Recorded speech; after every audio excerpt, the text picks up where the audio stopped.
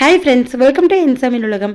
இன்றைக்கி நம்ம சேனலில் விநாயகர் சதுர்த்திக்கு 5 நிமிஷத்தில் சாஃப்டான கொழுக்கட்டை எப்படி செய்யலான்னு பார்க்கலாமா? அதுக்கு நான் ஃபஸ்ட்டு 1 கப் அளவுக்கு வெல்லம் எடுத்துருக்கேங்க. இது அச்சு வெல்லம் தான், வடிகட்ட தேவையில்லை.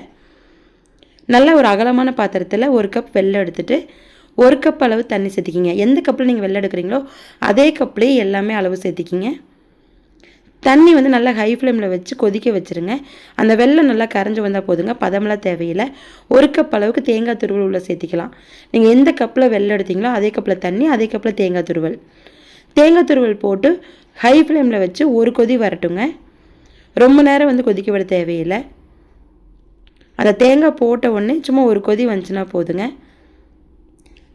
இப்போ இதில் வந்து அரிசி மாவு கலந்துடலாம். அரிசி மாவு வந்து வறுத்தில் எடுக்க தேவையில்லைங்க, அப்படியே சேர்த்திக்கலாம்.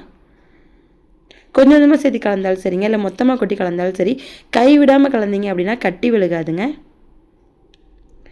அரிசி மாவு போட்ட உடனே அந்த தண்ணியெல்லாம் இஞ்சி சீக்கிரமே கெட்டியாயிரும். கை விடாமல் இந்த மாதிரி கிளறிட்டே இருங்க. ஹை ஃப்ளேமில் வைக்க வேணாம், லோ ஃப்ளேமில் வச்சு நல்லா இந்த மாதிரி கை விடாமல் கிளறுங்க. அப்போ உங்களுக்கு கட்டி சேராமல் நல்லா சாஃப்டாக கிடைக்குங்க மாவு. இதில் ஏலக்காய் பொடி வேணாலும் போடலாங்க.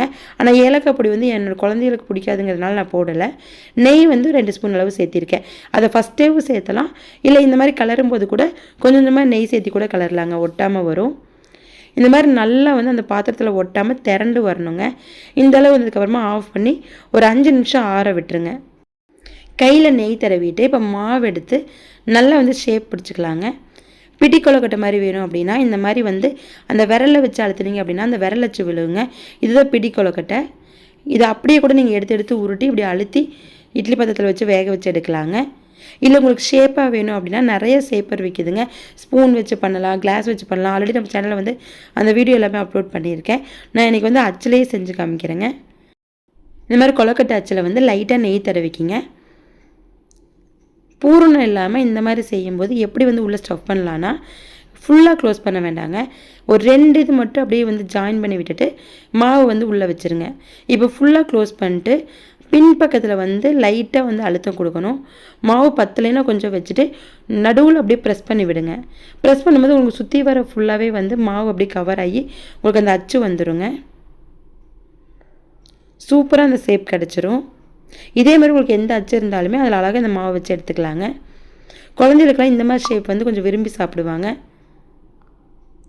2 இதை மட்டும் க்ளோஸ் பண்ணி இப்படி மாவு வச்சுட்டு மட்டும் திருப்பி ஃபுல்லாக க்ளோஸ் பண்ணிடுங்க. சென்டராக இந்த மாதிரி அழுத்தி விட்டிங்கன்னா போதுங்க, உங்களுக்கு அழகாக அந்த ஷேப் வந்துடும். இப்போ இதை வந்து இட்லி பாத்திரத்தில் வச்சு வேக வச்சுக்கலாங்க. சும்மா ஒரு 5 நிமிஷம் வேக வச்சாலே போதும். இல்லை லோ ஃப்ளேமில் வைக்கிறீங்க அப்படின்னா 7 to 8 நிமிஷம் வந்து ஒரு ஆவி வர வரைக்கும் வேக வச்சு எடுத்துக்கோங்க. இப்போ நல்லா வெந்துருச்சுங்க. நம்மளுடைய கொழுக்கட்டை வந்து சூப்பராக ரெடி ஆயிடுச்சு. சும்மா 5 நிமிஷத்தில் ஈஸியாக செஞ்சிடலாங்க. ரொம்ப ரொம்ப சாஃப்டாக இருக்கும். இதுக்கு வந்து மாவு வறுக்க தேவையில்லைங்க, பதம் எதுவும் தேவையில்லை. கண்டிப்பாக ட்ரை பண்ணி பாருங்கள் ஃப்ரெண்ட்ஸ், டேஸ்ட் அட்டகாசமாக இருக்கும்.